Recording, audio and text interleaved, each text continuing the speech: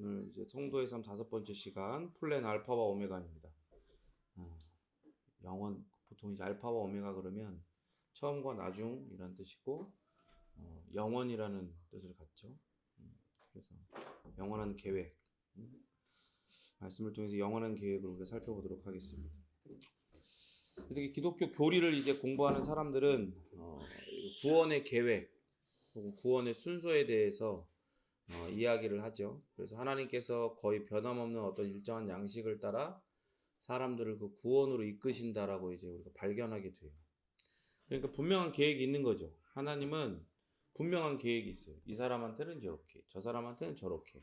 그런 게 아니라 하나님은 인간이 관여할 수 없는, 개입할 수 없는 하나님만이 영원 가운데 세우신 알파와 오메가 되시는 하나님이 세워놓으신 그 알파와 오메가가 묻어있는 계획이 바로 우리를 향한 구원의 계획인 거예요. 물론 그 구원의 계획 가운데에 사람을 이렇게 끌어당기는 어떤 그런 과정, 어떤 그런 시작점, 첫 단추 이런 것들은 사람마다 다 다르죠.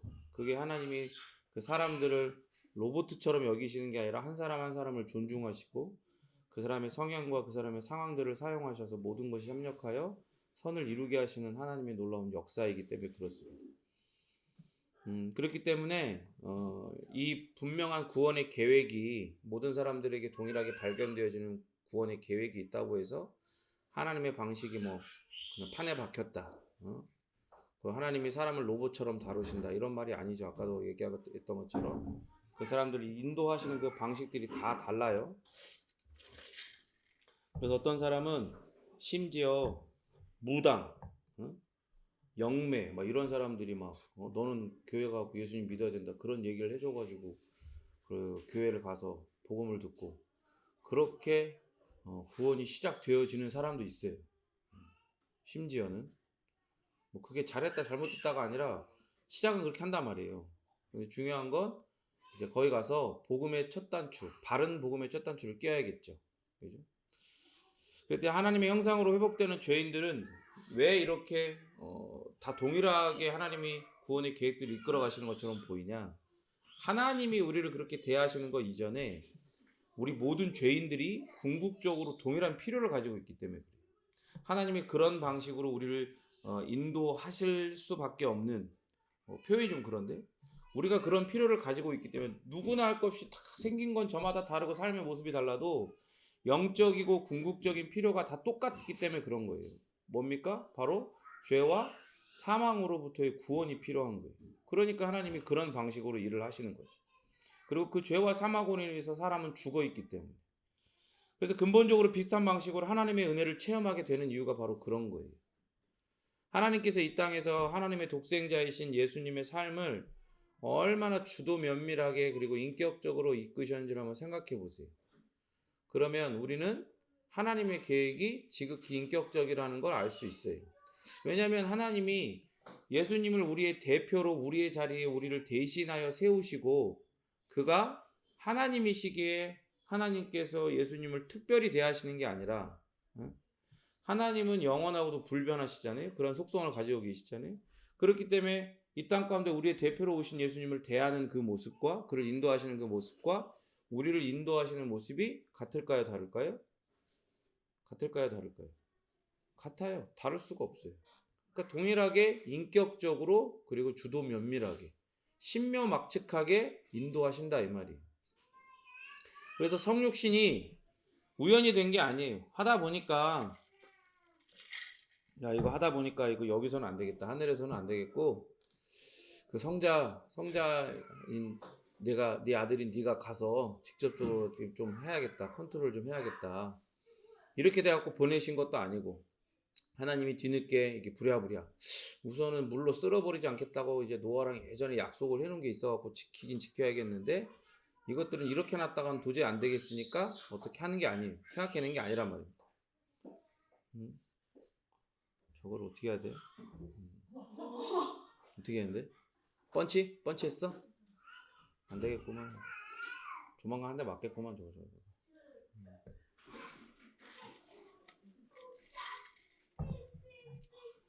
여러분 따라합니다. 예수님의 삶은 우연이 아니다. 우연이 아니에요. 예수님의 삶은 결코 우연이 아닙니다. 그래서 예수님은 당신의 삶의 목적 그리고 당신이 왜 그런 여정을 걸으셔야 했는지를 여러 번 말씀하셨어요.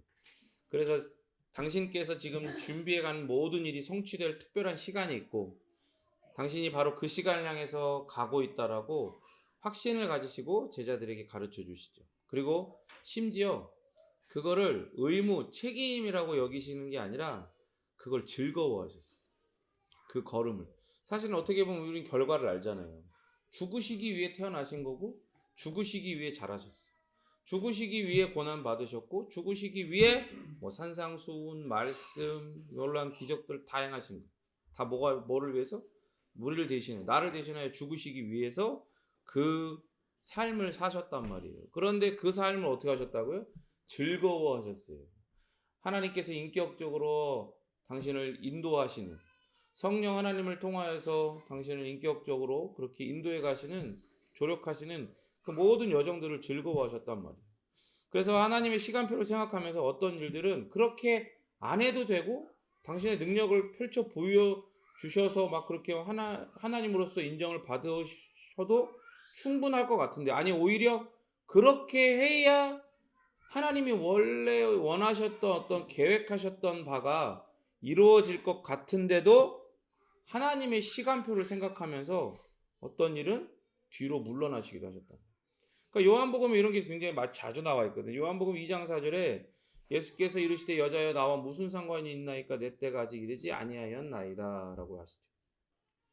이런 말씀들을 하시고 또한 요한복음 7장 30절에는 그들이 예수를 잡고자 하나 손을 대는 자가 없으니 이는 그의 때가 아직 이르지 아니하였습니다. 그러니까 예수님을 잡아갖고 어떻게 해보려고 하는데 못 잡는 거예요. 손을 대는 사람이 없는 거예요. 그죠? 그러니까 충분히 그런 분위기가 됐음에도 어느 하나 나서지가 않는 거예요. 하나님께서 그렇게 역사하시는 거예요. 왜? 예수님이 우리의 대표로서 잡히셔서 고난당하시고 죽으실 때가 아직 안 되었기 때문에. 또 요한복음 8장 20절에서는 이 말씀을 성전에서 가르치실 때 헌금함 앞에서 하시으나 잡는 사람이 없으니 이는 그의 때가 아직 이르지 아니하였습니다. 계속 그런 장면들이 나오죠. 그러니까 여러분 잘 생각하셔야 돼요. 공생애의 그런 기록들을 공간복음, 마태, 마가, 누가 복음이 이제 겹쳐지는 많은 부분들이 있잖아요. 그리고 또 요한복음은 또 독특한 시선으로 또 전혀 다른 시선으로 예수님의 어떤 그런 삶을 쫙 조명을 한단 말이에요. 그런데 우리가 알아야 되는 건 뭐냐면 그 주제를 가지고 각 복음서를 쓴 거예요. 주제를 가지고. 그리고 그 편지를 받는 그 공동체, 그 시대의 그 공동체에 필요한 메시지, 그 주제에 맞춰 예수님의 생애를 조명해서 우리에게 어떠한 뜻이 있고 예수님이 아직 오지 않으셨다 혹은 이제 곧 오실 것이다 혹은 이미 오셨다 이런 주제들을 가지고 그 복음서를 썼단 말이죠. 그러면 3년 동안 예수님이 만났던 사람들, 예수님이 받으셨던 박해들, 지금 우리가 읽었던 것처럼 예수님을 잡아가지고 어떻게 해보려고 했던 그런 시도들도 수도 없이 기록된 것 이상으로 수도 없이 많았을 거라는. 그러나 그럼에도 불구하고 어떻게 하시는 거예요? 하나님의 때에 하나님이 막으시고 그렇게 하나님이 그 시간표, 계획표대로 예수님이 다 흘러가도록 그의 인생이 흘러가도록 인도하셨다 이 말이에요.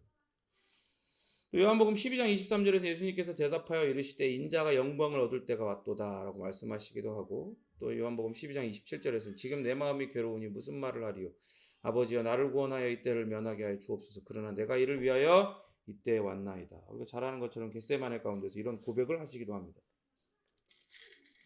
그러면서 요한복음 13장부터 17장은 순환의 여정, 이제 고난을 받으시는 직접적으로 고난을 받으시는 그 속으로 고난 속으로 들어가시는 장면들이 이렇게 나와요. 거기에 들어가시면서 요한복음 13장 1절에서 자기가 세상을 떠나 아버지께로 돌아가실 때가 이른 줄 아시고 이렇게 하면서 기도를 하시는 거예요. 뭐라고 기도하십니까? 예수께서 이 말씀을 하시고 눈을 들어 하늘을 우러러 이르시되 아버지여 때가 이르렀사오니 아들을 영화롭게 하사 아들로 아버지를 영화롭게 하게 하옵소서라고 요한복음 17장 1절 가운데 이렇게 또 말씀하기도 합니다. 그러니까 초대교회 성도들은요. 주님의 삶과 고난을 이렇게 이해하고 회개했어요. 뭐라고 했냐? 무엇보다도 그분의 죽음은 절대 뭐가 아니다? 그렇죠. 우연이 아니라는 거예요. 누구의 시간과 누구의 계획? 하나님의 시간과 계획. 그 영원 가운데 세워진 알파와 오메가가 묻어있는 그 시간 계획 가운데에 그 계획 가운데 일어난 일이다. 그래서 사도 베드로는 오순절 마가의 그 다락방에서 성령 하나님이 강림하시는 그 사건 가운데 설교를 할 때 이 사실을 명확하게 선포를 해요. 사도행전 2장 23절 가운데 그가 하나님께서 정하신 뜻과 미리 아신 대로 내준 바 되었거늘 너희가 법 없는 자들의 손을 빌려 못 박아 죽였으나 이렇게 얘기합니다. 성령님이 강림하시고 마음이 불타는 것 같아서 나가서 복음을 전하는 거예요. 근데 다 유대인들이잖아. 이것들 다 예수님 십자가 못 박아라 그 피를 우리에게 돌려라 했던 사람들이거든. 광장 가면 나가가지고 너희들이 잡아서 죽인 십자가 못 박아 죽인 예수님은 하나님께서 정하신 뜻과 미리 아신 대로 내준 바 된 거다. 니네 힘으로 니네가 잡아 죽인 게 아니다. 권력에 의해서 그렇게 돌아가신 게 아니다. 하나님의 뜻대로 너희를 구원하시기 위해 그 얘기 하신 거예요. 너희가 법 없는 자들의 손을 빌려 못 박아 죽였으나 그게 그렇게 된 게 아니다. 그리고 또 뭐라고 합니까? 얼마 후 이제 박해가 시작되죠. 초대교회 박해가 시작됐어요. 그러면서 하나님께 드리는 기도에서도 동일한 사실을 계속 강조합니다. 사도행전 4장 27, 28에서 과연 헤롯과 본디오 빌라도는 이방인과 이스라엘 백성과 합세하여 하나님께서 기름 부으신 거룩한 종 예수를 거슬러 하나님의 권능과 뜻대로 이루려고 예정하신 그것을 행하려고 이 성에 모였나이다. 이렇게 이야기합니다. 여러분, 그러니까 사람이 생각에 어떤 부정적인 일들 그런 것들은 이게 하나님이 하신 거라고? 이게? 뭐 그런 의문이 들 만한 일들이 있어요. 사실 그런 의문이 드는 거는 복음을 그리고 하나님을 오해하는 거예요. 편협된 시각으로 바라본 거예요. 하나님은 그냥 사랑이기만 하시길 바라는 거예요. 사랑의 하나님이기만 하길 바라는 거예요. 그러니까 하나님이 그렇게 여겨지고 복음이 그렇게 여겨지는 거예요.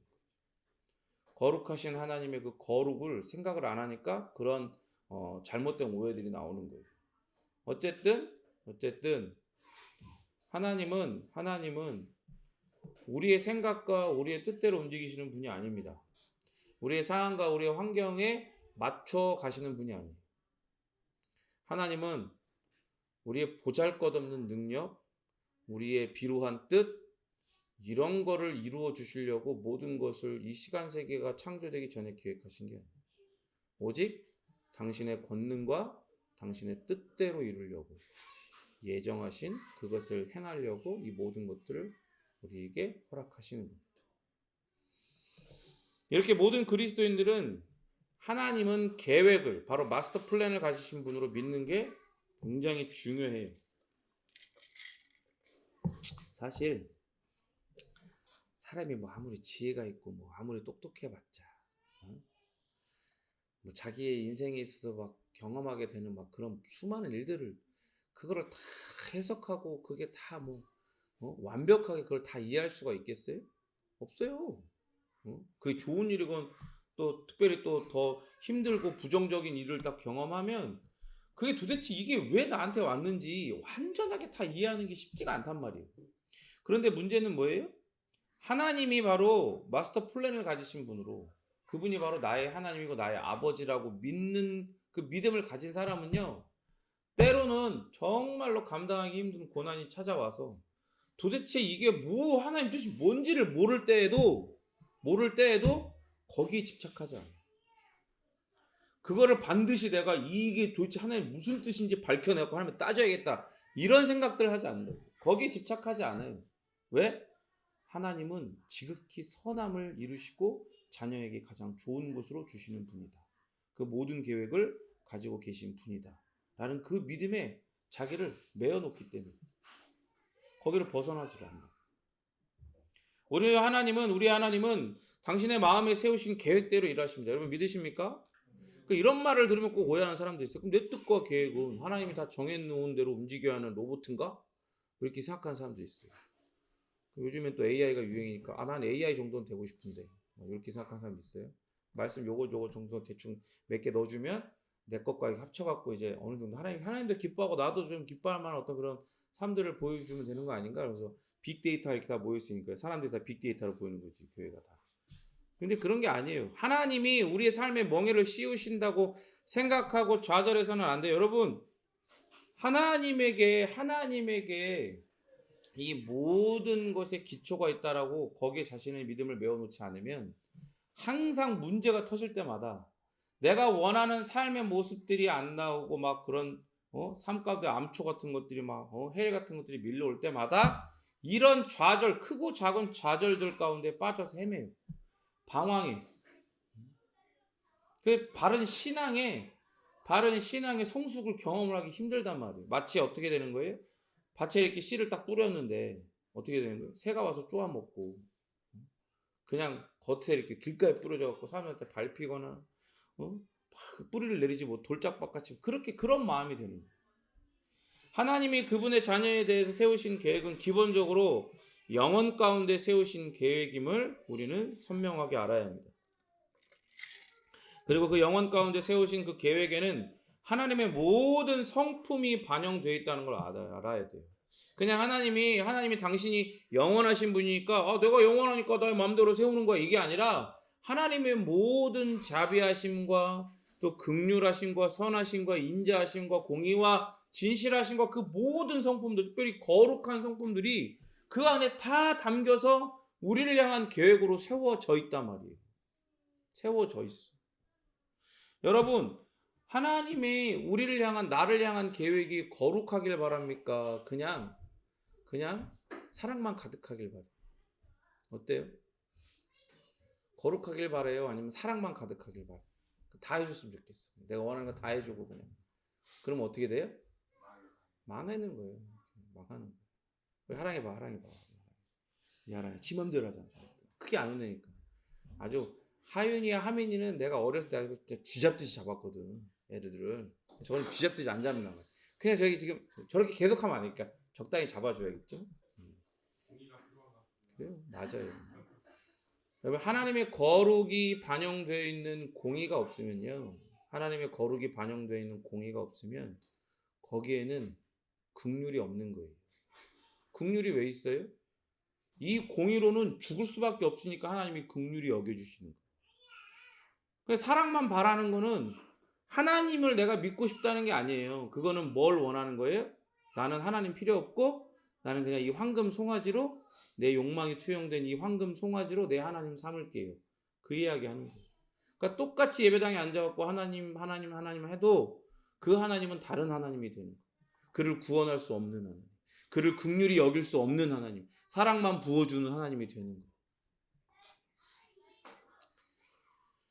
그래서 그 영혼 가운데 세우신 계획에 하나님의 모든 성품이 반영되어 있어서 분명한 하나님의 뜻을 이루기 위한 분명한 목적이 있다고 성경은 여러 모양으로 분명히 이야기하고 있어요.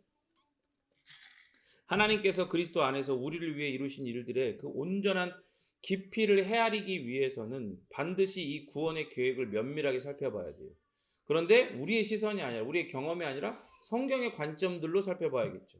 그래서 칭의이건 중생이건 성화이건 그 영화이건 뭐든지 간에 그리스도인의 삶과 밀접한 그런 성경적 용어들이 갖는 의미를 살펴보기 전에 먼저 이 교리적 단어들과 그 단어에서 그리스도인이 체험하게 되는 게 어떻게 관계가 있는지 알아야 되는 거예요.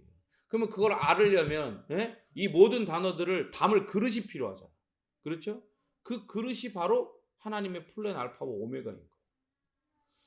물론 여기에는 위험도 있어요. 먼저 하나님의 은혜와 그 은혜가 우리 삶에 역사하는 방식을 깨달은 것만 가지고 나는 은혜를 체험했다라고 착각하는 거.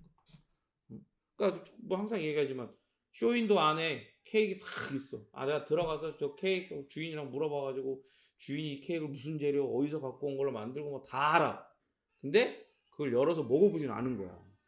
그리고 자기가 이게 다 안다고 생각하는 거야. 그건 아는 게 아니지.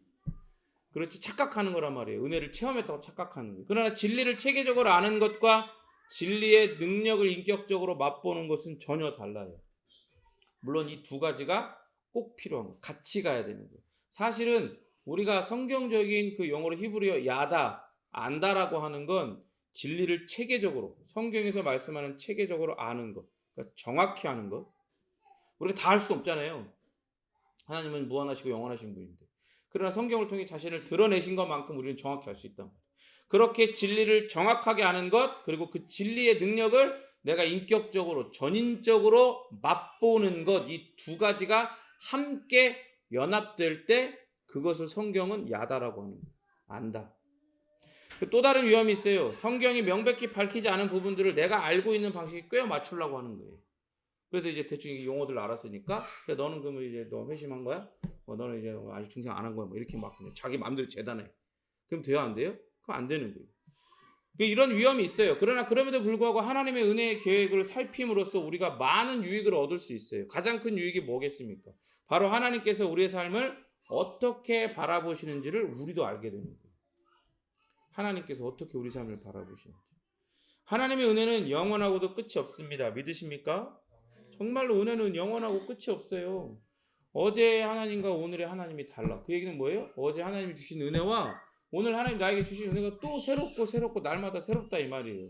그에 비해서 우리가 이 은혜를 경험하는 건 너무나 제한되고 미미하죠. 하나님이 우리에게 이 거대한 은혜를 주세요. 하나님은 그냥 조그맣게 야 너는 요 정도밖에 이해 못했고 요만큼만 가져. 이게 아니에요. 하나님은 거대한 은혜를 우리에게 이미 던져주셨어. 누구를 통하여? 그리스도 예수를 통하여 성령 하나님을 통해서 우리에게 그 은혜의 바닷속으로 우리 던져주셨어. 근데 우리는 뭐예요? 우리는 뭐예요? 휴양지나 그런데 이제 그 뭐라 그러죠 거기? 스킨스쿠버? 맞나? 그런 거 하는데 가면 이렇게 이거 콕 하는 거 있잖아. 코로 하고 콕 하는 거. 그걸 뭐라 그래 이거? 스노클링 하는 장비 끼고 깔짝깔짝 이렇게 하면서 이렇게 손에 소세지나 빵 몇 개 하고 물고기도 보면 와 예쁘다 다 봤다 이러고 야 거기 진짜 좋다 이런단 말이에요. 그죠? 그 바다에 그 심연에 뭐가 있는지 몰라. 아무것도 몰라. 가볼 생각도 안 해. 그죠? 그게 바로 하나님의 우리에게 주시는 은혜예요. 은혜는 그거보다 더 깊고 더 크고 더 높고 더 거대하단 말이에요. 영원하단 말이에요. 그렇기 때문에 우리가 이 은혜를 경험하는 건 너무나 제한되고 미미해요. 그렇지만 하나님의 플랜 알파와 오메가를 보면서 우리는 우리를 향해 하나님이 품고 계시는 그 은혜의 진짜 목적, 그 목적의 광대함과 영원함을 맛보게 된단 말이에요. 그 은혜의 진짜 목적을 맛보아 알게 돼요.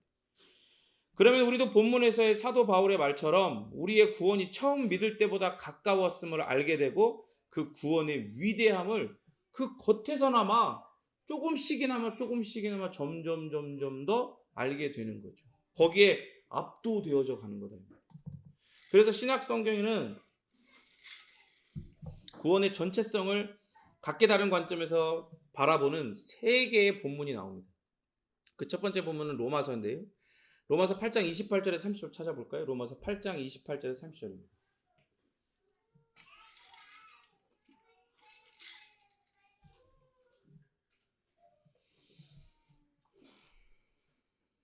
자, 우리 한 목소리 읽죠? 시작. 우리가 알거니와 하나님을 사랑하는 자 곧 그의 뜻대로 부르심을 입은 자들에게는 모든 것이 합력하여 선을 이루느니라. 하나님이 미리 아신 자들을 또한 그 아들의 형상을 본받게 하기 위하여 미리 정하셨으니 이는 그로 많은 형제 중에서 맏아들이 되게 하려 하심이니라. 또 미리 정하신 그들을 또한 부르시고 부르신 그들을 또한 의롭다 하시고 의롭다 하신 그들을 또한 영화롭게 하셨느니라. 아멘. 우리가 알거니와 하나님을 사랑하는 자 곧 그의 뭐대로 부르심을 입은 자들 28절 뜻대로 그렇죠? 그들에게는 모든 것이 협력해서 선을 이룬다고 하죠. 여기 뜻이라고 부르는 하나님의 이 구원 계획, 구원 계획이에요. 구원 계획은 하나님의 자녀에게 큰 위로가 되죠. 힘이 된단 말이에요. 본문은 무엇보다 우선하는 하나님의 뜻을 벗어날 수 있는 방법은 전혀 없다라고 선언을 해버려요. 하나님은 당신의 전능하심으로 그 지혜로 계획을 하셨기에 그 계획을 벗어날 수 있는 피조물은 없다. 그리고 그 계획의 대상인 우리에게 하나님의 그 계획의 목적은 반드시 어떻게 된다? 이루어진다라고 선언을 해요. 나와 내 주변에서 일어나는 그 어떤 일도 하나님을 놀라게 할 수 없어요. 그죠? 오히려 하나님께서는 그 모든 것들, 그게 부정적인 거든지 긍정적인 거든지 그 모든 것이 우리에게, 나에게 복이 되게 하십니다. 믿으십니까? 진짜 믿어요? 거짓말하지 말고. 진짜 믿어요?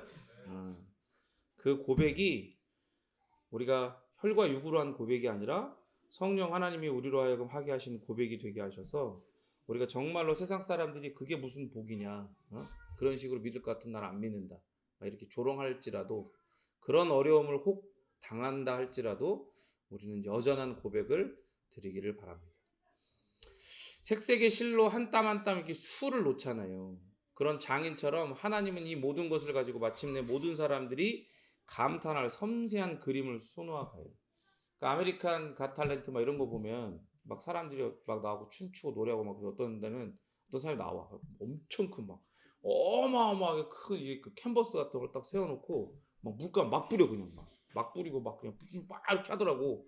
그게 모래 같은 거 막 확 뿌리고 사람들이 뭐야 저게 그림 같지도 않은 걸 막 그림 엄청 멋있는 척하면서 그리는 거야. 막 욕을 하다가 아이 막 표정이 점점 안 좋아져. 시간만 끄니까.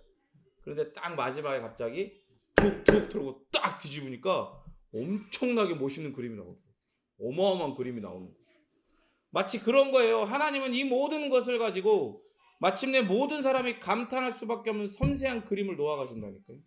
때로는 우리가 어떤 일을 당할 때 이게 도대체 하나님이 이런 식으로 나를 어디에 어떤 지점으로 이끌어 가기 위해서 이걸 가지고 누가 예수를 믿어갖고 복을 받고 잘됐다라고 얘기할 거야.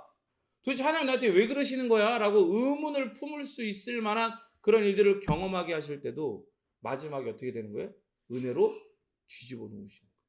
뒤집어 놓으신단 말이에요. 우리가 우리의 삶에서 큰 고난 중에 있을 때 아무것도 보이지 않는 것 같은 암담한 때에도 이 사실만으로도 큰 위로가 돼요. 하나님은 반드시 그렇게 내게 역사하십니다. 바울은 하나님의 마음에 있는 이 생각들을 설명하려고 하는 거죠. 하나님은 왜 모든 일이 합력해서 선이 되게 하실까? 대답은 분명해요. 따라합니다. 우리를 그리스도와 같이 되게 하는 것. 우리를 그리스도와 같이 되게 하는 것. 우리가 정말로 그리스도와의 그 친밀한 그 연합 속에 있다는 것을 정말로 깨닫고 그냥 깨닫는 것에 멈추는 것이 아니라 아까 이야기한 것처럼 정말로 전인적으로 그걸 체험해서 진정한 야다가 되게 하도록. 그래서 우리로 하여금 그 야다 속에서 그것을 누려가게 하도록. 그러려고 하시는 거예요. 이게 바로 하나님의 궁극적인 목적이에요. 이 목적 때문에 우리 삶의 이 구원의 여정 속에서 일어나는 모든 일들이 결국에는 하나님의 그 전능하심과 주권 가운데서 서로 합력해서 마치 거미줄이 서로 연결돼 가지고 딱 하나가 되는 것처럼 결국에 선이 되게 하시는 거랍니다. 자녀들이 하나님의 형상을 온전히 회복하는 것, 그것은 우리의 소망이기 이전에 하나님의 뜻이에요. 하나님의 그 전능하심으로 하나님의 그 영원 가운데서 이미 이 시간 속에서 그러한 모든 일들을 당할 우리를 향하여 그 계획을 세워 놓으셨어요. 그게 하나님의 뜻이라고. 이 위대한 일들을 이 위대한 일들을 이루기 위해서 그 뜻을 이루기 위해서 이 목적을 이루기 위해서 하나님은요 온 우주에 있는 모든 것을 총동원하십니다. 총동원하세요. 그러니까 때로는 여러분 그런 마음들이 있어야 돼요. 하나님을 시험하고자 하는 마음이 아니라 여러분들의 신앙이 여러분들의 믿음이 너무나 연약해서 흔들려 너무나 어려워. 그럴 때는 어린아이 같이 하나님 앞에 떼쓰고 하나님 앞에 뭔가를 요구할 그런 기도도 드릴 필요가 있어요. 예전에 어떤 목사님은 이러셨어요. 그 글들을 읽었을 때 정말로 깊은 시름 가운데 빠져 있었어요. 하나님이 정말 살아계신 그 모든 것까지 그 근원적인 믿음의 문제까지 자기가 이렇게 침체가 되어도 그런 경험 가운데 있는 거예요. 그런데 야구를 보러 갔는데 딱 공을 딱 사람들이 선수들이 공을 치잖아요. 저 공이 나한테 날라와서 내 글러브 속에 딱 들어가면 내가 하나님을 진짜 잘 믿을 수 있을 것 같아. 근데 이거를 한 분이 정말 유명한 분이에요. 여러분 아시겠죠? 존 파이퍼 목사님. 그분이 그런 딱 속으로 그런 생각을 한 거예요. 기도를 한 거예요. 그 공이 날라왔을까? 공이 날라왔을까? 안 날라왔을까? 응? 안 날라왔다고? 날라왔다니까? 날라왔고 쏙 들어갔다니까? 사탄이야 그게. 그럴 때도 있는 거지. 그러니까 그럴 수도 있는 거야. 그걸 가지고 예를 들어서 내 신앙 전체를 그런 식으로 끌고 가는 건 잘못된 거예요. 그래 내가 정말로 너무 힘들고 내가 연약할 때는 하나님 앞에 그렇게 매달리고 그런 부분들도 필요한 거예요. 그렇게 하나님의 사랑을 갈구할 필요도 있는 거야. 그러니까 우리는 하나님의 사랑을 하나님 분명히 우리를 사랑하셔. 그런데 어떤 일들이나 어떤 계기들 어떤 과정들을 지날 때 우리의 믿음이 너무나 연약해서 내가 하나님의 자녀됨과 이 모든 것들에 대해서 머리로는 알겠는데 마음으로 깊이 동의가 안 될 때가 있어. 영적 침체 가운데 깊이 빠져 들어갈 때가 있단 말이야. 그럴 때 어떻게 해야 돼? 지푸라기라도 잡아야 될 거 아니야. 신앙은 이런 거다라고 이야기하는 게 아니라 지푸라기로 잡는 심정으로 그렇게 하나님 앞에 어린아이와 같은 그런 기도를 드릴 필요가 있다 이 말이에요. 그럼 그럴 때 하나님 어떻게 하세요? 응답하시는 거예요. 그렇게 글러브에 공이 들어가게 하실 수도 있지만 다른 방법으로도 어쨌든 하나님은 당신의 살아계심과 우리의 아버지 되심을 드러내시고 당신의 플랜 알파와 오메가가 우리를 향하여 있다는 것을 분명히 드러내신다 이 말이에요. 우리 안에 예수님의 그 성품들을 이루기 위해서 우리에게 기쁨과 슬픔의 이유가 되는 모든 일들을 하나님은 사용하시는 거예요. 그런데 문제가 남죠. 문제가 남아. 무슨 문제냐? 결국 우리가 문제야. 내가 문제야. 이렇게 모자라고 사실은 추한 재료가 어떻게 하나님의 영광스러운 그 걸작으로 마무리가 될 거라고 확신할 수 있는 거야. 우리가 이렇게 막 모여서 뭐 이렇게 하고 하니까 뭐 목사님하고 뭐 성도님하고 하니까 우리가 성도 같고 목사 같고 뭐 그런 것 같지만 사실 자기 개인의 삶에 들어가서 아무도 보지 않을 때는 야 저거를 목사라고 저거를 성도라고 그럴 수 있잖아. 마음이 찔리잖아. 그 어떻게 확신해? 내가 하나님의 영광스러운 걸작이 된다고? 하나님께서 지금은 내가 예수를 믿은 지 얼마 안 됐어. 혹은 이제 바른 신앙을 가진 지 얼마 안 됐어. 모든 일에 열심을 정말 하나님 사랑하는 마음을 가지고 열심을 내기에 잘 모르실 수 있어. 조금만 시간이 지나서 이렇게 예배도 이렇게 막 가끔씩 안 나오고 예배도 빼먹고 늦고 뭔가 열심이 없어지게 되고 헌신이 없어지고 그러면 그때는 완전히 하나님 앞에 내 누더기 갖고 추한 모습이 다 들키게 될 텐데 그렇게 될 때는 어쩌나 그런 걱정이 생길 수 있어요. 그런데 여러분 그리스도를 따르는 우리의 모습이 다 다르잖아요. 그리고 우리가 이야기한 것처럼 이러한 또 깊은 침체와 또 방황 이런 시기들이 다 사람들마다 다 있단 말이에요. 다 달라. 그러나 그럼에도 불구하고 그 어느 누구도 빠짐없이 하나님의 자녀들, 성도들 모두에게 그리스도인 모두에게 항상 동일하게 적용되는 진리가 있어요. 그게 뭐예요? 그건 하나님께서 우리를 미리 아니 이 시간 세계가 창조되기 이전 그 영원 가운데 다 아시고 우리를 작정하셨다는 사실이야. 그냥 하나님이 그 영원 가운데서 저기 김라면이 언제 있을 건데 이렇게만 아시는 게 아니라 저기 이수정이 어디 있을 건데 이렇게만 아시는 게 아니라 우리의 연약함 정말로 들키고 싶지 않은 추함 우리의 하나님 앞에 거룩하지 못한 모습 그 모든 것들까지도 하나님은 당신의 전능하심과 신적인 지혜로 이미 다 그곳에서 알고 계세요. 존재하지 않던 그 때에 그 영혼 가운데서 우리의 모든 연약함과 허물과 부족함과 죄악까지도 다 아시고 그런 쓰레기 같고 버러지 같은 우리의 모습 이런 모습을 다 아신단 말이에요. 심지어 이 꽃이 예쁘게 펴 있을 때가 아니라 앞으로 시들어서 이렇게 될 거야가 아니라 이게 존재하기 전에 이미 이렇게 시들어 있을 모습을 썩어질 모습을 다 아셨단 말이에요. 그럼에도 불구하고 어떻게 하셨다고요? 따라합니다. 작정하셨다. 작정하신 거예요. 우리를 어떻게 알고? 우리를 구원하려고. 우리 이름을 하나님 나라의 생명책에 기록하시기 위해서 작정하신 거다.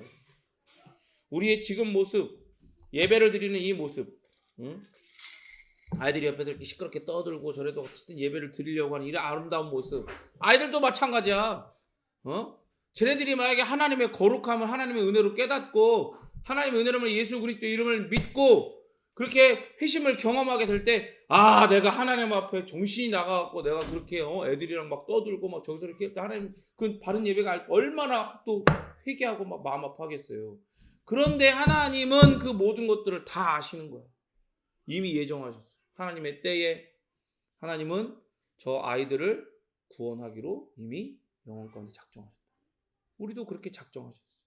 우리가 우리 인생에 있어서 가장 밑바닥일 때 여러분 인생에 있어서 가장 밑바닥은 언제입니까? 가장 밑바닥은 언제? 오늘이야? 작년이야? 착각하지 마. 밑바닥은 오지 않았어. 여러분 우리 인생에 있어서 가장 밑바닥일 때 정말 같은 교회 지체들에게 들키고 싶지 않은 가장 연약하고 누더기 같은 모습일 때 하나님은 그때를 미리 아셨다는 거예요. 하나님 우리의 연약함과 죄인됨과 원수됨을 다시 우리의 연약함과 죄인됨과 원수됨을 아심에도 우리를 작정하셨다. 할렐루야. 하나님은 그런 우리를 하나님 나라로 부르셨고 의롭게 하셨고 바로 영광의 날, 이 세상 가운데 하나님 나라가 완성될 그 날에 그 아들의 형상을 덧입게 될 자로 하나님은 우리를 작정하셨어요. 말씀을 좀 더 살펴봅시다. 바울의 말은 모든 그리스도인들에게 적용돼요. 하나님을 사랑하는 자, 그죠? 하나님을 사랑하는 그리스도인들에게 적용이 되는 말씀이에요. 이 하나님을 사랑하는 자들을, 이 성도라고 합시다. 성도의 공통점은 하나님께서는 그들을 미리 아셔서 예정하시고 또한 부르시고 의롭다 하시고 영화롭게 하셨다는 데 있어요. 바울 사도는 지금 하나님의 은혜가 어디에까지 미치는지 그 범위를 보여주고 있는 거예요. 지금 이 말씀 로마 지역에 있는 그 교회들이 이 로마서를 받아들고 그걸 읽고 있는 그 로마 지역의 교회들의 성도들, 그들 상태는 어떤 상태예요? 그들 상태는 어떤 사람은 이제 막 예수님의 복음을 듣고 내가 예수님 믿겠다라고 교회에 온 사람도 있을 것이고, 아직 세례를 받기 전에 3년 동안 그렇게 사도신경의 내용을 가지고 그렇게 교육을 받고 있는 사람도 있을 것이고, 어떤 사람은 이미 예수를 믿고 영접하고 그렇게 교회에서 직분을 받고 열심히 봉사하고 헌신하고 있는 사람도 있겠죠. 그러나 그 모든 사람들이 다 하나님 시선에 지금 어디 있어요? 성화의 과정 가운데 지금 걸려있는 사람들이잖아요. 그런데 그들에게 하나님은 바울을 통해 뭐라고 얘기하시는 거예요? 너희들은 예수 그리스도를 믿음으로, 근데 그 믿음이 언제부터 됐냐? 영원 전 가운데 너희들을 부르시기로 작정하셨다. 그리고 하나님의 때에 너희들을 이 복음으로 부르셔가지고 예수님의 이름으로 말미암아 너희들이 회개와 믿음의 은혜를 얻어서 회심하고 의롭다 선언을 받고 하나님의 자녀가 될 뿐만이 아니라 더욱더 그리스도를 따라 거룩하게 변화되어져 가는 이 과정들을 경험할 뿐만 아니라 장차 하나님의 나라가 이 땅 가운데 완성될 때 너희들에게는 영원히 그렇게 거룩하게 아름답게 변화가 될 그 영화가 허락되어 있는 존재들이 바로 너희들이다. 그러면서 하나님이 하나님의 은혜, 그 바울을 통해서 하나님은 당신의 은혜가 그들에게 어디까지 미칠지를 보여주시고 계시는 거예요. 하나님의 구원의 계획 안에서 그것이 온전히 펼쳐진 모습을 볼 수가 있는 거죠. 우리를 향한 하나님의 사랑은 시간이 있기 전부터 있었고 이 시간 세계의 끝, 아니 이 시간 세계가 완성되어지는 그때까지도 함께합니다. 믿으십니까? 내가 이번 주에 그런 생각을 했어요. 가만히 생각해. 나라가 뭐 어렵다고 뭐 난리를 치지만 어렵지. 안 어려운 건 아니야. 정치도 그렇고 경제도 그렇고 정신이 없어. 다 막 정신이 없는데 어쨌든 예전보다는 막 굶어 죽네 마네 이런 문제로 고민하진 않잖아. 그죠? 먹고는 살아. 근데 문제는 더 좋은 거를 못 먹으니까 사람들이 난리를 치는 거지. 그 더 좋은 거를 먹는 걸, 그 먹을 수 있으면 먹어야지. 뭐 그걸 뭐 나쁘다고 하는 건 아닌데 어쨌든 과거에 비해서 먹고 사는 문제 때문에, 생존의 문제 때문에 사람들이 고민하잖아. 생존의 문제가 아니라 생활의 수준 때문에 고민하죠. 지금. 근데 웃긴 게 뭔지 알아요? 이게 있잖아요. 사람이요. 생존의 문제가 아니라 생활의 문제 때문에 고민을 하기 시작하잖아요. 그러면 복음에 있어서 사람들이 멀어져. 사람들은 복음의 필요를 느끼지를 못해. 이런 거예요. 생존의 문제, 자기의 목숨의 문제가 딱 직면되어 있는 상태에서는 사람이요, 이게 나의 악함과 이 모든 것들이 다 이 환경적으로 이렇게 까발려지는 거야. 그냥 거기서 까발려지는 거야. 보고 싶지 않아도 그냥 이 사람만 봐도, 내가 거울을 보지 않아도 이 사람만 봐도 내 모습이 저거구나. 완전히 뒤집어 까져 있어. 그러니까 복음이 거기에 던져지잖아요. 그러면은 마치 그 추어 있잖아요. 미꾸라지한테 그 굵은 소금 쫙 뿌리면 어떻게 돼요? 막 난리가 나거든. 안에서 막 가만히 있는 것 같은데 갑자기 소금 뿌리는 순간 막 난리가 나. 그런 것처럼 복음이 뿌려지면 아주 난리가 나요. 그래서 예수님 믿겠다 그러면서 회개하고 돌아오는 사람들이 막 일어나고. 근데 지금은 어때요? 다들 까발려진 상태가 아니라 생존의 문제 가운데 세워져 있잖아. 환경적으로 생활의 수준 가운데 고민하는 거예요. 그러니까 어떻게 되는 거예요? 다 이렇게 포장돼 있어. 포장돼 있으니까 복음의 소금을 쳐도 어떻게 돼요? 펄떡펄떡 뛰질 않는 거지. 반응이 없는 거. 그러니까 그런 생각을 한 거예요. 공고 생각을 하는 거예요. 지금은 그런 시대구나. 그런 시대에 그런 시대에 여전히 뭐 복음을 전해 갖고 우리 사람들이 막 교회에 사람들이 막 늘어야 된다 뭐 이런 얘기를 하는 것 자체가 아직도 정신을 못 차렸구나 교회들이 이런 생각들 하면서 그런 생각을 하는 거예요. 이런 시대에 그럼 우리 성도들은 어떨까? 성도들은 어쨌든 이 시대의 아이들인데 이 시대가 생존의 문제가 아니라 생활의 수준 때문에 고민을 하는 이런 시대 가운데서 너희들도 생존이 아닌 생활의 수준 때문에 너희도 같이 함께 고민해야 돼. 그게 바로 우리의 고민이야라고 강요받고 있을 텐데 거기에 세뇌되고 있을 텐데 그러다 보면 어떻게 되는 거예요? 그렇지. 그리고 이 복음이 우리에게 약속한 하나님의 이 은혜의 범위 성화를 지나 어디까지? 이 영화로움까지 장차 하나님 나라가 완성될 그 지점까지 우리에게 그 은혜가 미칠 것들을 확신하는 그 자리에서 멀어지는 거예요. 그렇게 되면 어떻게 돼요? 시선이 거기에 가 있지 않고 이 세상으로 내가 살고 있는 이 세상으로 시선이 좁아지고 여기서 남들처럼 먹고 사는 문제 생존이 아닌 생활의 수준 소유와 소비에 눈이 멀어버리기 시작하는 거예요. 여러분 솔직히 얘기해봐요. 이런 얘기 들어도 소망이 생겨요? 응? 영화에 대한 이야기를 하나님의 은혜의 범주가 영화까지 있다. 우리가 지금 그 영화까지 달려나가고 있는 중이다. 비록 우리 꼬라지는 그런 꼬라지가 아닌 것 같아도 하나님은 하나님의 모든 지혜와 권능으로 이미 그것들을 다 아시고 그렇게 작정하셨고 그렇게 작정하셨다는 건 결국 내가 너희들을 그렇게 끌고 가고 말겠다는 선언이나 마찬가지인데 거기에 대한 깊은 감격과 감사와 감동이 여러분 속에서 터져 나옵니까? 그게 아니죠. 그게 아니에요. 여러분 그러니까 우리는 회개해야 되는 거예요. 그러니까 우리는 하나님 앞에 의롭다 칭함받기 위한 회심은 단회적이지만 그러나 그럼에도 불구하고 회심 이후 회심의 좁은 문을 지난 이후에는 우리의 삶은 회심적 삶이 될 수밖에 없어요. 계속해서 우리를 물들이고 우리에게 스며들어오고 우리를 세뇌하는 모든 이 세상에 육신의 정욕, 안목의 정욕, 이생의 자랑들 가운데서 그것들을 쳐내기 위해서 하나님 은혜를 달라. 하나님 나에게 허락하신 이 은혜의 범주 가운데 눈을 뜨게 해달라. 거기에 내 시선을 맞추게 해달라. 여러분, 신앙의 야성을 회복해야 돼요. 야성이 있어야 돼. 무슨 말이냐? 야성은 어떨 때 있는 거예요? 야성은 어디에 있어요? 여기에 있어? 여기에 야성이 있어? 저긴 약간 야성이 있는 것 같은데. 야성은 어디에서 있어요? 야성은 세렝게티 초원에 있어. 정글에 있다고요. 그죠? 그런 데 있단 말이에요. 거기는 무슨 문제 때문에 매일매일 살아요? 먹고 사는 생존의 문제 때문에 산다. 여러분, 신앙인이라고 하는 건요. 응? 믿음을 먹고 말씀을 먹고 사는 문제 때문에 야성을 회복해야 돼요. 생활의 수준 때문에 고민하는 게 아니에요.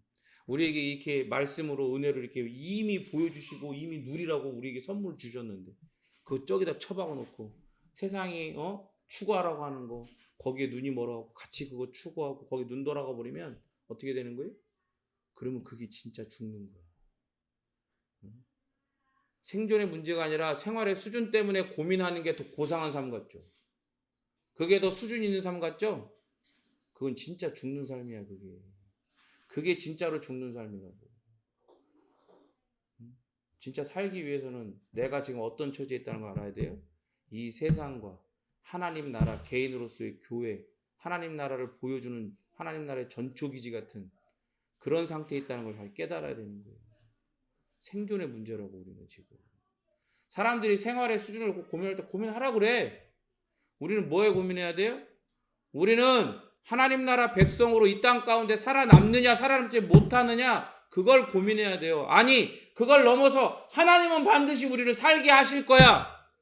하나님은 그렇게 살아남게 하실 거야. 그렇게 우리를 견디고 인내하게 하실 거야. 그런데 우리가 거기 어떻게 돼요? 따라합니다. 깊이 동의돼야 될 거 아니야.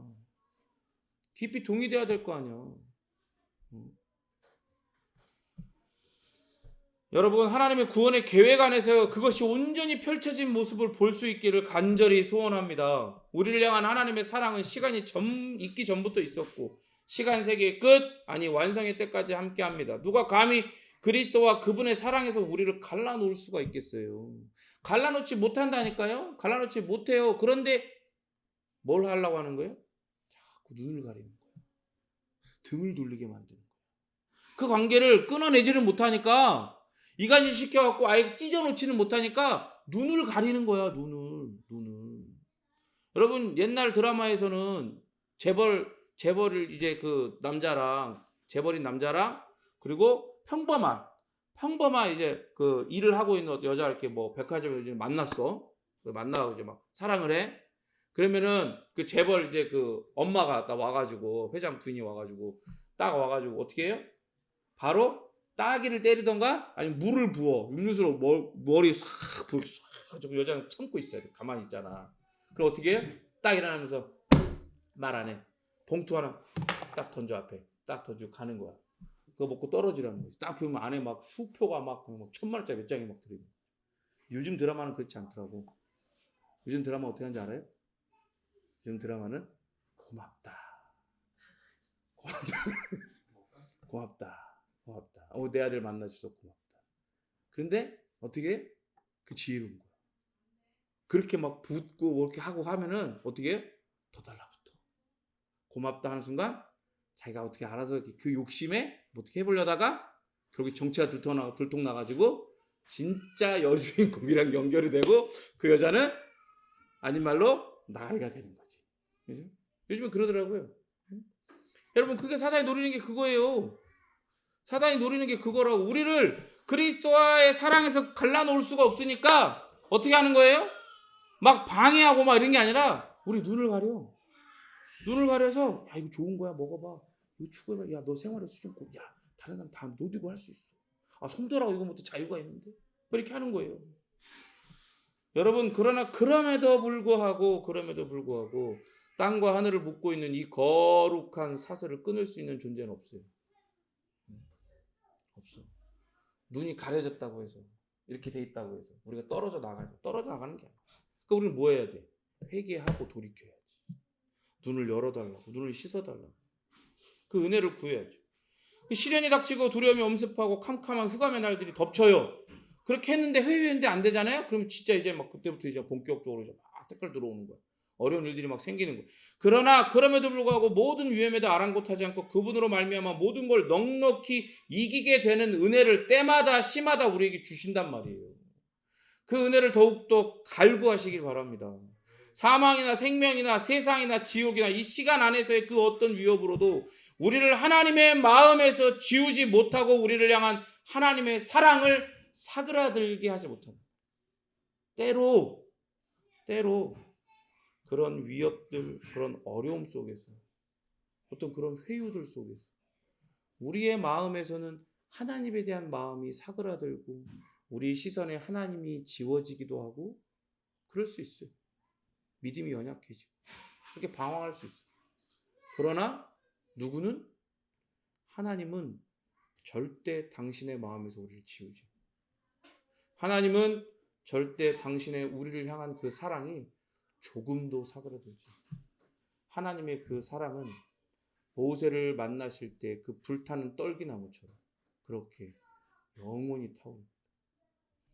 은혜의 계획을 이루는 이런 근본적인 요소를 제대로 이해할 때 우리는 썩어 없어질 것들을 우리의 구원의 근거로 삼지 않게 돼요. 비로소 이런 아름다운 확신을 할 수 있다. 이걸 알아야 된다 이거예요. 또 성경은 구원을 어떻게 바라봅니까? 에베소서 1장 3절에서 14절입니다. 교독하죠. 찬송하리로다 하나님 곧 우리 주 예수 그리스도의 아버지께서 그리스도 안에서 하늘에 속한 모든 신령한 복을 우리에게 주시되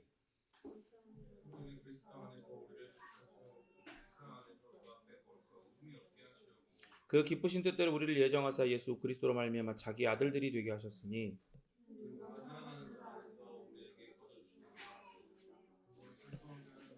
우리는 그리스도 안에서 그의 은혜의 풍성함을 따라 그의 피로 말미암아 속량 곧 죄사함을 받았느니라. 그 뜻의 비밀을 우리에게 알리시는 것이요 그의 기뻐하심을 따라 그리스도 안에서 때가 찬 경륜을 위하여 예정하신 것이니 하늘에 있는 것이나 땅에 있는 것이 다 그리스도 안에서 통일되게 하려 하심이라. 이 모든 일을 그의 뜻대로 그의 뜻의 결정대로 일하시는 이의 계획을 따라 우리가 예정을 입어 그 안에서 기업이 되었으니 이는 우리가 그리스도 안에서 전부터 바라던 그의 영광의 찬송이 되게 하려 하심이라. 그 안에서 너희도 진리의 말씀 곧 너희의 구원의 복음을 듣고 그 안에서 또한 믿어 약속의 성령으로 인치심을 받았으니 이는 우리 기업의 보증이 되사 그 얻으신 것을 속량하시고 그의 영광을 찬송하게 하려 하심이라. 아멘. 이 본문은 구원을 노래하는 아름다운 찬양과도 같죠. 그 중심에 예수 그리스도가 딱 계시고 그 예수 그리스도로 말미암아 우리가 어떤 일들을 경험하게 되는지를, 어떤 은혜를 이미 소유하게 되었는지를 노래하는 아름다운 찬양 같아요. 에베소서에서 이 바울은 로마서와는 전혀 다른 방식으로 구원을 바라봐요. 로마서 전체를 바라볼 때 하나님의 정죄와 진노 아래에 있는 인간의 그 근원적인 필요가 뭐냐, 그걸부터 시작을 하거든요. 인간의 필요에서 시작해서 하나님께서 은혜로 이 필요를 채우신 것, 그리고 이 필요를 채우는 그 근원이 그리스도 안에서 우리의 소유가 되었다는 걸 차례로 설명해요. 그래서 이 모든 일을 결국 하나님의 영원하신 뜻으로 돌리며 로마서 그 중심인 8장을 마무리를 하거든요. 그래서 로마서는 딱 보면은 이렇게 돼 있어요. 마치 그 모든 내용들이 하나 이렇게 연결되어 있는 거 있잖아요. 이렇게 쇠사슬이 다 이렇게 연결이 되어 있잖아요. 그렇게 다 이렇게 꽈져 있는 거예요. 하나씩. 근데 그 모든 것들이 다 연결이 되어 있어. 그런 방식으로 되어 있어요. 그런데 에베소서는 구원의 계획을 시작으로 다양한 구원의 역사를 하나하나 묘사하는 이 로마서의 방식이 아니라 하나님의 플랜 알파와 오메가에서 오직 예수 그리스도를 중심으로 놓고 이야기해요. 마치 수레바퀴 있죠. 수레바퀴 딱 있으면 가운데 이렇게 축이 있고 이 바퀴에 살들이 이렇게 쫙 그 중심에서 뻗어져 나가잖아요. 그런 식으로 에베소서는 기술이 되어 있어요. 그 구원을 그렇게 바라보는 거예요. 로마서 8장에서는 위대한 교리들이 사실처럼 그렇게 서로 이렇게 다 연결이 되어 있단 말이에요. 그런데 에베소서 1장은 수레바퀴처럼 그리스도를 축으로 바퀴살처럼 뻗어져 있어요. 그래서 우리는 그리스도께 참여함으로 복을 받고 택하심을 입고 자녀들로 예정되고 그 은혜를 입고 비추심을 받아서 포함되고 인치심을 받는 거예요. 그런데 여기서 강조점이 오직 예수 그리스도에 대한 어떤 그런 기독론적인 그런 것만은 아니에요. 오히려 바울이 우리가 그리스도의 것이 되었을 때, 그리스도의 소유가 되었을 때 누리게 되는 은혜의 충만함을 더 명확하게 설명을 합니다. 더구나 바울은 우리가 여기서 로마서 8장 28절 30절에서 주목한 것을 또 다른 측면을 덧붙이는데 에베소서 1장에서 바울은 복음의 부르심을 통해서 믿음이 생긴다고 이야기를 하는 거예요. 복음의 부르심을 통해 믿음이 생기는 거다. 너희들이 너희의 의지로 믿음을 만들어내는 게 아니다. 그리고 성령을 받는 건 예수님을 믿는 자들이 누리는 체험이라고 말을 한단 말이에요. 그건 예수님을 믿는 자들이 자연스럽게 경험하는 체험이다. 그거를 마치 반드시 받아야 되는 성령 체험을 따로 강구해야 되는 그런 게 아니라는 거예요. 이런 식으로 바울은 하나님의 뜻에 대해서 우리가 가지는 원래의 시야를 이렇게 넓혀주는 거예요. 로마서에서는 하나 우리의 필요로부터 시작해서 하나님께서 이것들을 어떻게 채우시며 그리스도를 통해 이 놀라운 은혜, 이 구원을 어떻게 완성해 가시는지를 보여주고, 로마서를 통해서는 그 구원을 이루시는 주체가 누구다? 예수 그리스도다. 그 그리스도를 통해서 어떤 일들을 통해 우리가 부르심을 받고 예정되어서 그렇게 회개하고 예수님을 믿어 구원을 받고 어떻게 나아가게 되는지 놀라운 그 은혜를 보여주는 거예요. 그래서 에베소서의 방식으로 로마서 8장 30절을 읽으면 원래는 또 미리 정하신 그들을 또한 부르시고 부르신 그들을 또한 의롭다 하시고 의롭다 하신 그들을 또한 영화롭게 하셨느니라 라고 할 수 있는데, 에베소서의 방식으로 로마서 8장을 다시금 읽어보면 이렇게 되는 거예요. 택하시고 미리 정한 그들을 부르셨다. 이렇게 택하심을 받은 이들은 말씀을 통해 부르심을 받고 믿어 의롭게 되고 성령으로 인치심을 받았다. 이들은 또한 영화롭게 된다. 그런데 이 모든 것들이 누구 때문에? 예수님 때문에. 그 예수 그리스도의 믿음의 연합 안에서 이 모든 것들을 너희들이 소유하고 경험하고 누려가게 된다라고 이야기를 하는 거죠. 또 마지막으로 복음의 전체성을 요한복음을 통해서 또 조망하고 있는데, 요한복음 1장 12절 13절 찾겠습니다. 요한복음 1장 12절 13절.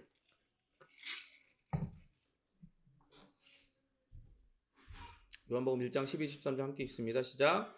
영접하는 자 곧 그 이름을 믿는 자들에게는 하나님의 자녀가 되는 권세를 주셨으니 이는 혈통으로나 육정으로나 사람의 뜻으로 나지 아니하고 오직 하나님께로부터 난 자들이니라. 아멘. 이 말씀은 요한복음과 요한일서의 공통된 특징, 거듭남의 교리가 요한복음에서 처음 언급되는 본문이에요.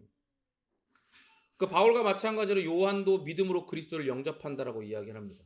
바울의 말에 덧붙여서 요한은 하나님의 자녀가 되는 특권을 주는 믿음이 역설적으로 하나님으로부터 태어나는 하나님께서 주시는 거듭남의 열매라고 이야기를 해요. 그러니까 이런 거예요. 하나님의 자녀는 어떻게 되는 거예요? 하나님 예수님을 믿음으로 말미암아 하나님의 자녀가 되는 특권을 누리잖아요. 그런데 그 믿음이 어떻게 주어지는 거냐, 생겨나는 거냐, 우리가 만들어내는 것이 아니라 바로 하나님께로부터 태어나는, 하늘로부터 주어지는 영적인 새로운 생명으로 말미암아 다시 태어난 본 어게인한 자들의 다시 태어나게 하는 그 새로운 생명이 그 믿음을 만들어낸다라고 이야기를 합니다. 그리스도를 영접하고 양자된 자들은 혈육으로 난 것도 아니고 인간적인 결정이나 소원으로 된 게 아니고 오직 하나님으로부터 난 자들이라는 거예요. 그럼 믿으십니까? 그러니까 여러분들이 나는 그리스도를 영접하고 그리고 마음으로 믿어 의로 입술로 시인하여 구원을 받은 자, 나는 그런 성도다라는 확신이 있잖아요. 그러면 나는 내 결정, 내가 간절히 바래서 내가 그렇게 영접 기도를 해서 그래서 된 게 아니라는 걸 믿어야 돼요. 여러분들은 어떻게 이런 은혜를 누려요? 바로 여러분들은 하나님으로부터 새롭게 난 자들이기 때문에, 거듭난 그런 자들이기 때문에 이런 은혜를 누리게 된 거예요. 예수님이 니고데모에게 하시는 말씀에서도 이와 똑같은 게 강조돼요. 거듭남 없이는 하나님 나라를 볼 수도 없고 들어갈 수도 없다라고 이야기해요. 그래서 뭐라고 하냐면 요한복음 3장에서 예수께서 대답하여 이르시되 진실로 진실로 내게 이르노니 사람이 거듭나지 아니하면 하나님 나라를 볼 수 없느니라. 니고데모가 이르되 사람이 늙으면 어떻게 날 수 있사옵나이까? 두 번째 모태에 들어갔다가 날 수 있사옵나이까? 예수께서 대답하시되 진실로 진실로 내게 이르노니 사람이 물과 성령으로 나지 아니하면 하나님의 나라에 들어갈 수 없느니. 여러분 생각해 보세요. 예수님이 수많은 사람들을 만나고 다니시잖아요. 엄청 힘드시고 피곤하실 거 아니야. 그런데 니고데모가 밤에 찾아왔어. 어쨌든 이 사람은 그 지역에서 유대인으로서 좀 방구 좀 끼는 사람이거든. 어깨 뽕이 들어가 있는 사람인 거야. 그런데 자기는 자기 스스로 좀 약간 양심이 찔리는 거지. 내가 하나님의 그 의를 받기 위해서, 하나님 나라에 들어가기 위해서 내가 율법을 다 지켜 행했는데 사람들 다 인정해 주긴 하는데 솔직히 내 마음에 찔리는 게 좀 있는 거지. 가만히 생각해보면 2% 정도는 부족한 거야. 예수님은 찾아오는 거야. 그래서 알려달라는 거야. 그 2%만 채워달라고. 그것만 알려주면 내가 알아서 할 수 있다. 그게 뭐예요? 내가 나 스스로를 구원할 수 있다고 착각하고 있는 거잖아요. 이미 죽어 있어. 자기는 죽어 있는데도 하나님의 시선엔 죽어 있는데 하나님을 알만한 게 그 안에 없어. 죽어버렸으니까. 반응을 못하는 거야. 그런데 나는 반응을 하고 할 수 있다가 아니라 나는 반응을 하고 있는 자다. 나는 98% 이미 반응했다. 2%만 알려주면 나는 그거마저 반응할 수 있다. 그거만 도와달라. 예수님 보시기에 생각해봐요. 얼마나 같잖아. 이게 얼마나 하찮게 보이겠어요. 이 사람. 그 지역에서나 좀 이렇게 어깨 힘 좀 주고 다닌다고 와가지고 또 예수님 얼마나 피곤해. 잘 알잖아요. 예수님 전능하시지만 어때요? 예수님은 피곤해. 모르긴 몰라도 예수님은 항상 만성 피로가 있었을지도 몰라. 생각해봐. 맨날 가는 곳마다 사람들이 구름대같이 몰려들어갖고 손 한번 잡아주이소 하는데 어떻게 손 한번 잡으려고 예수님이 베푸시는 그런 기적이나 이런 은혜를 체험하려고 어떻게든 다 몰려드는데 다 예수님이 긍휼히 여기시고 해주시잖아. 얼마나 피곤하시겠어 그 밤에. 그런데 가짜는 게 와갖고 난 살아있으니까 나한테 2%만 달라고 그러고 있으니 근데 예수님 어떻게 하는 거예요? 못 알아들어도 2번이나 알려줘. 2번이나. 착각하지 마라. 네 힘으로 되는 게 아니다. 네가 네 스스로 살아있다 착각부터 틀려먹었다. 왜요? 왜?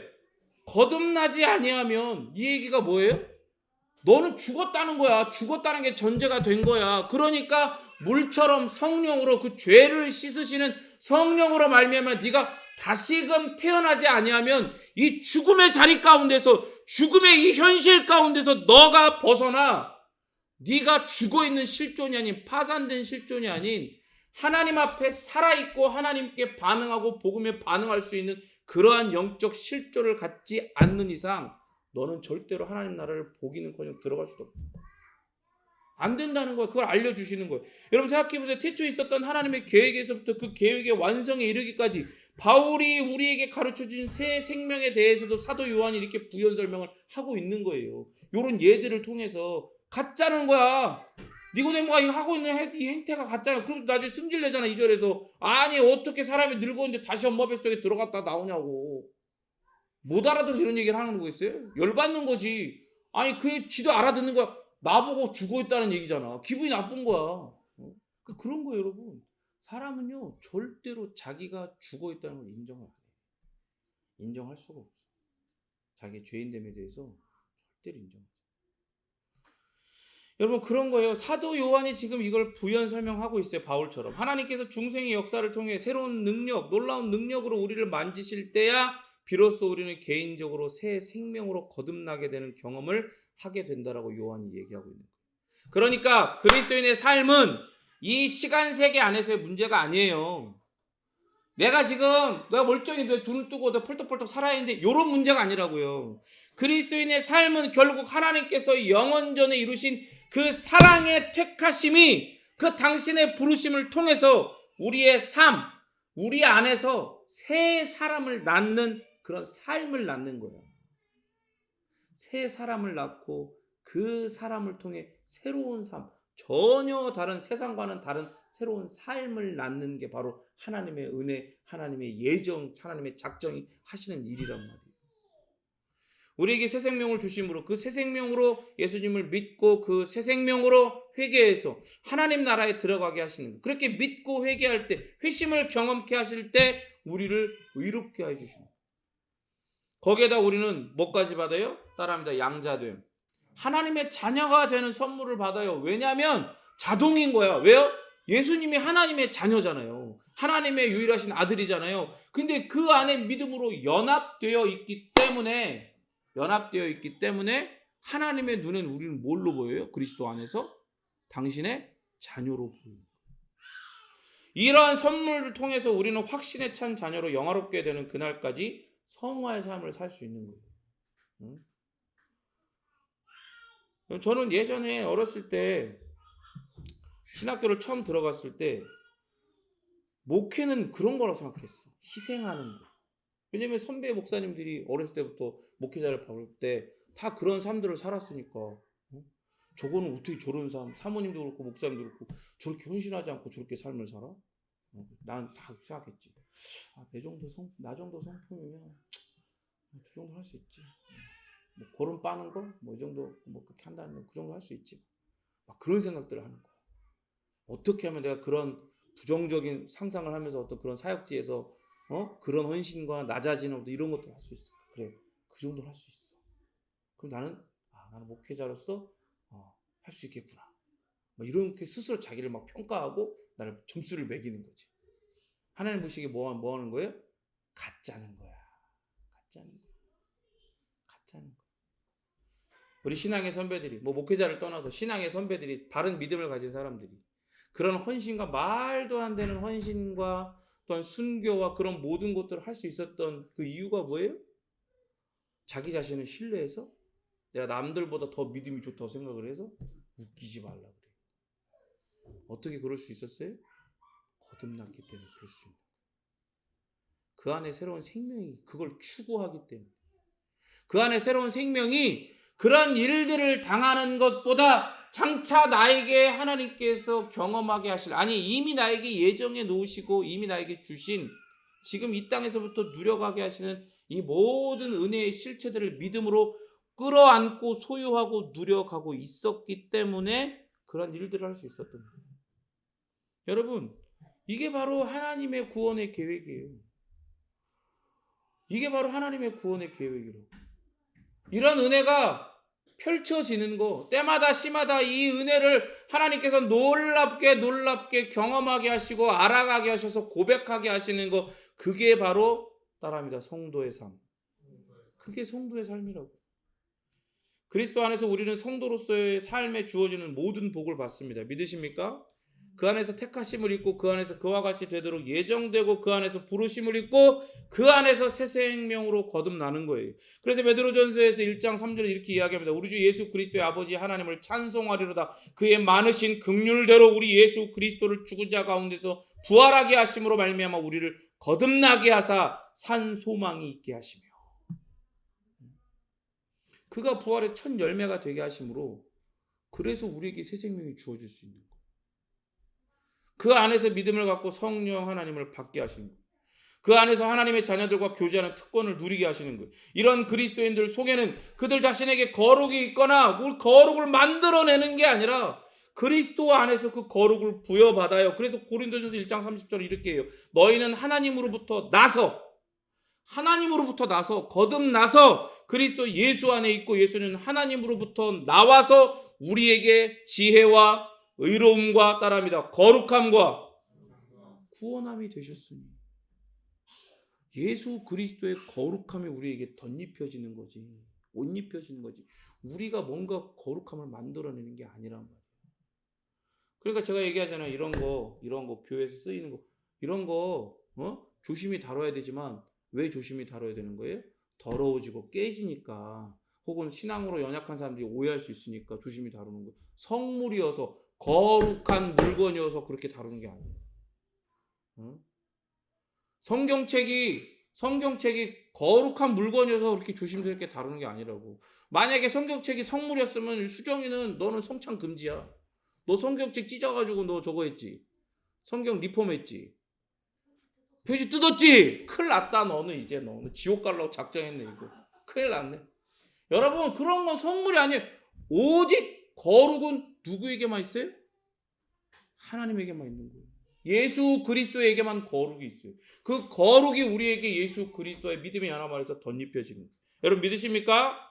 우리가 그분을 믿음으로 바라볼 때 우리도 그와 같이 되는 거예요. 우리도 영광 가운데 그리스도와 함께 장차 나타나게 되기 때문이에요. 그래서 요한일서 골로새 이렇게 얘기해요. 사랑하는 자들아 우리가 지금은 하나님의 자녀라. 장래에 어떻게 될지는 아직 나타나지 아니하였으나 그가 나타나시면 예수 그리스도가 이 땅 가운데 다시 오시면 우리가 그와 같을 줄을 아는 것은 그의 참모습 그대로 볼 것이기 때문입니다. 그러면서 골로새서는 이렇게 이야기합니다. 우리의 생명이신 그리스도께서 나타나실 그때에 너희도 그와 함께 영광 중에 나타나리라.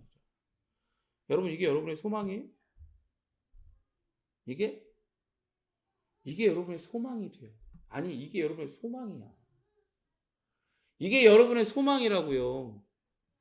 이 땅 가운데서 좋은 거 먹고 마시고 입고 타고 살고 소유하고 소비하는 거 썩어 없어질 게 여러분의 소망이 아니라 장차 그가 이 땅 가운데 다시 오실 때에 우리도 예수 그리스도처럼 완전하게 영화롭게 변화되어서 우리의 모든 정인이 우리의 영혼과 육신 모든 것이 완전하게 변화되어서 내려오시는 이 땅 가운데에 다시 오시는 그 재림하신 예수 그리스도를 우리가 들려 올림 받아 그 예수 그리스도를 영접하는 것.